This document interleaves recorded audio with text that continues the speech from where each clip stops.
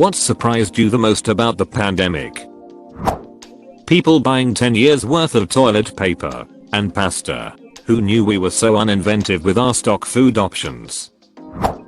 WFH or hybrid work arrangements were always a possibility. My agency is just full of assholes. Mine just ordered everyone back into the offices. Our Chicago office will be mandatory minimum of 2 days a week. Thankfully, contractors are spared.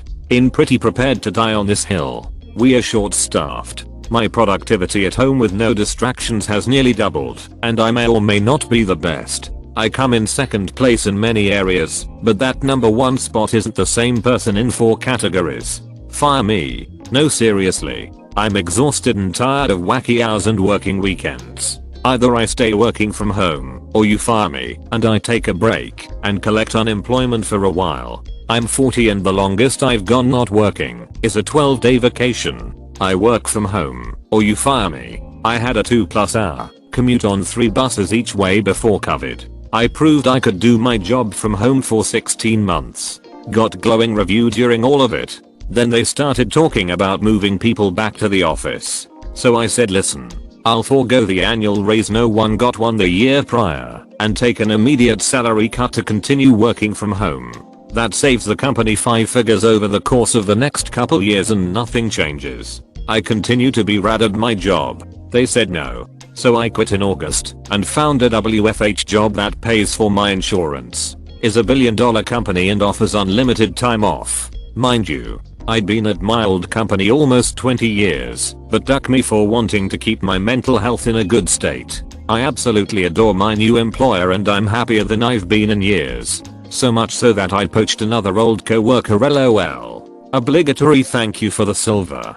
3. Started a new company during the pandemic, and we are exclusively remote. We hire talent that can manage itself wherever it is. Saves me a fortune. And I'm stealing high level employees from Fortune 500 companies and huge national shops. How weirdly quiet it was at first. Living in a city of 500,000 people, it was so insanely quiet. Makes you realize how much noise cars really make in aggregate. A YouTuber called Not Just Bikes made a video called Cities Aren't Loud, Cars Are Loud. Great video. Also the new one about why drivers should be proponents of bike infrastructure is great. No matter how strong you feel, everyone has a breaking point from stress. Turns out mine is losing a parent to owls. Not being able to fly home to say goodbye because of a pandemic. Nice to know I found the line, I guess.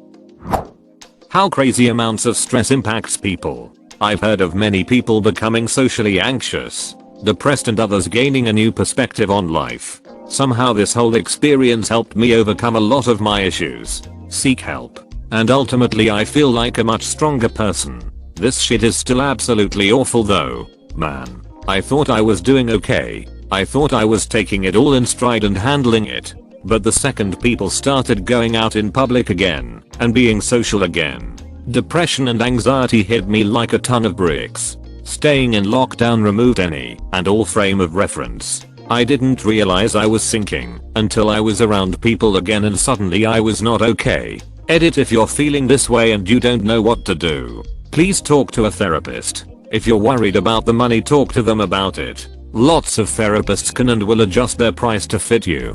It was daunting at first, and I didn't want to do it, but it helps. It's not a magic fix that will make you better tomorrow, but for me, it felt like I finally stopped sinking. How uncoordinated global strategies are. Why all the G7, G20, United Nations summits are for. Edit: G7. I made this comment in a conspiracy thread. There's studies that show that people believe conspiracies because it's more comforting to think that there's a plan, even if it's an evil plan out to get you, rather than facing the reality that no one knows what they're doing. No one really wants to work together unless it suits their own personal goals. And everyone nominally in charge is basically just running about waving their arms in the air, throwing shit at the wall until something sticks. Once you internalize this knowledge, it's a little terrifying at first, but then everything, no matter how crazy, makes sense. The other way to do this is to watch the thick of it for the UK and in the loop for cross Atlantic, and you'll see a toned down, less stupid version of how the world is run. Really, it's amazing we still have running water. I was having a bowl last night, was saying this to myself about the former on conspiracy theorists. Yeah, it's scary and you want to believe that there's some big plan to kill you, me and your dog, but in reality, the world is big.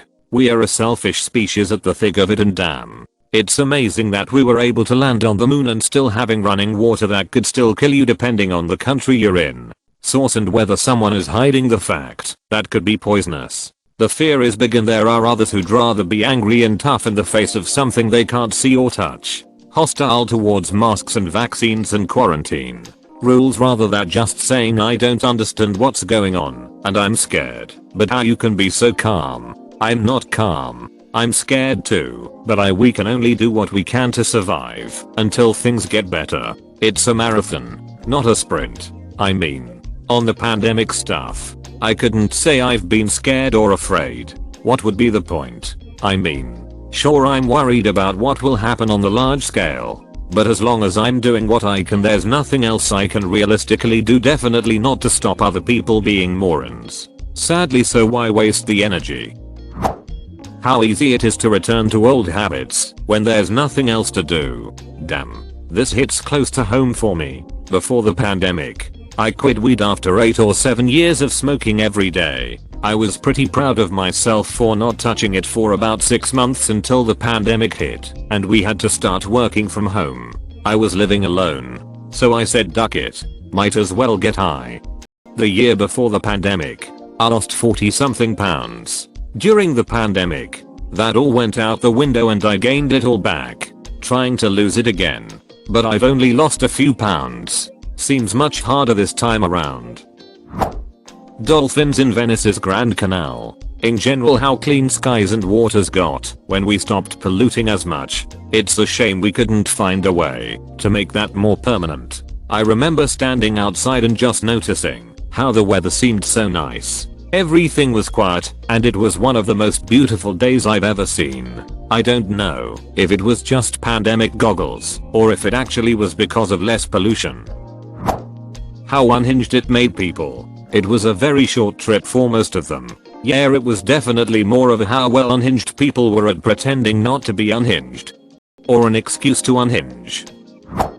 I was surprised about the hills people were ready to die on. I need to get my hair done. Like, seriously, that's the thing you're angry about. It's easier to fixate on something small and manageable sometimes than to process everything else that's going on. That people had to be told how to wash their hands. I wasn't surprised by that one, because I've worked in restaurants and bars and they always train people. Made me lower the bar for a lot of humanity. Edit restaurant training always involves hand washing training. For Westerners especially, the existential crisis that surfaced in people. It was really surprising seeing how untouchable some people felt they were and how straying from routine can really put some people in a weird headspace. Weird. That's the key word. UK here. People just started acting off. Everyone was being just really odd. It seemed to me that only people who had experienced serious stress or trauma before were the safest. Just people talking where they shouldn't be talking. Starting weird fights in pubs. Spitting in their hands before shaking. Middle-aged men suddenly stopping me in the street to just have random conversations about nasty topics. Friends walking around with rictus half-high grins. Everything was off. Edit and see here how multiple people have messaged to accuse me of lying, being a fantasist, or just getting outraged at me suggesting that Britain didn't cope with the lockdown well. Another example of what I'm talking about, that someone would get angry at someone for having a different experience to them. That's just weird. It seemed to me that only people who had experienced serious stress or trauma before were the safest. See, the trauma was good for me, just like Dad said. People I thought were intelligent and sane turned out to be batshit crazy. That in an apocalypse scenario, it won't be medicine or food that is raided and hoarded. It's toilet paper. People will starve, but they will have a clean ass. There's a post-apocalyptic video game RPG out there where toilet paper is the currency. Was released pre-pandemic. I thought a global pandemic would bring people together. A common enemy. yet it did the opposite. I've lost certain friends and family in a way. Still love my husband after 43 years.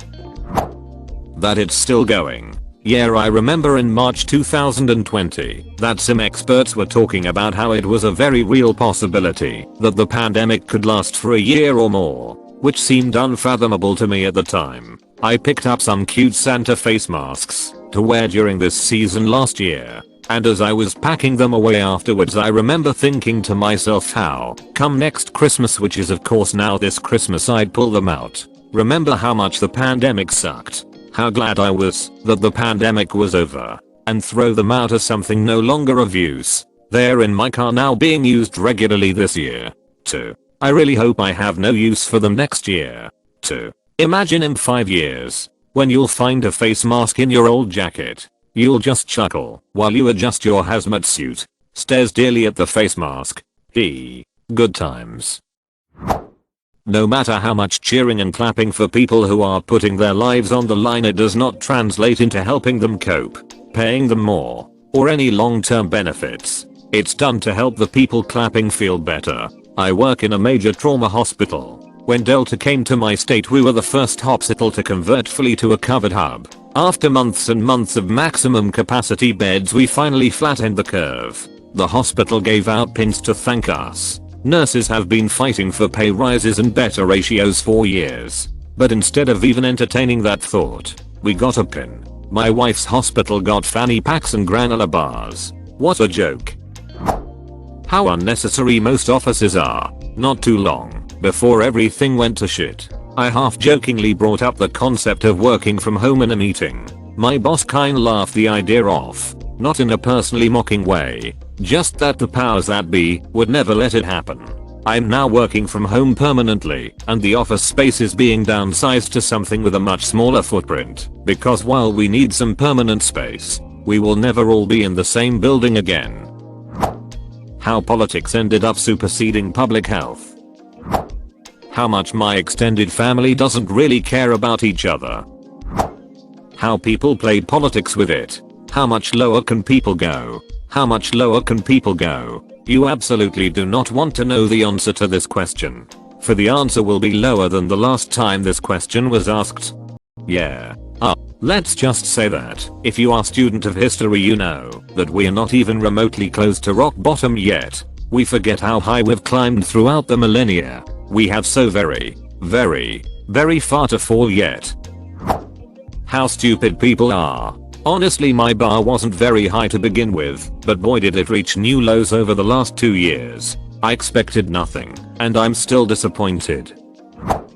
How much it divided us. I always sort of thought that if we, as a species, ever faced some sort of external existential threat, like aliens coming to wipe us out, or some horrible natural catastrophe, we'd band together to help each other. Turns out nope. We'll try to make money off each other, use the situation for political gain, and refuse to take basic precautions to protect each other, basically just out of spite. We are so much shittier as a species than I ever imagined, and I never thought terribly highly of people to begin with. I'm not surprised that most people are selfish, but I'm kind of surprised about the extent. Call me naive, but holy crap. How little I needed human contact, but also how much I missed my quarterly meetups with 2 particular friends. Seems weird to me that I would be happily content at home, but also crave a very specific type of contact. Beck, Mel, I miss you. In a similar vein, I was surprised by the fact that the kind of life that's normal for me makes most people go insane. I usually just go home after work and chill. I can also just chill after a day spent working from home. I'm perfectly content just browsing the internet, playing games or watching shows. I can do this for days, maybe even a week, then go for a nature walk for a few hours and be fine for a few days or a week again. I don't crave seeing other people at all, and I can satisfy what little contact I need through Discord or whatever. Apparently, lots of people go bonkers if they can't leave their house for more than a day. The importance of the internet. Truthfully, how much time I miss out with my loved ones, I mean cats. Traveling to work, working, and traveling back. I've been working from home for almost 2 years now, and life is so much better. I have peace and quiet. I work much more efficiently. My cats soothe me when I'm stressed. Chores can be done on my 15-minute breaks and I have time to myself after I clock out. Life is so much better working from home.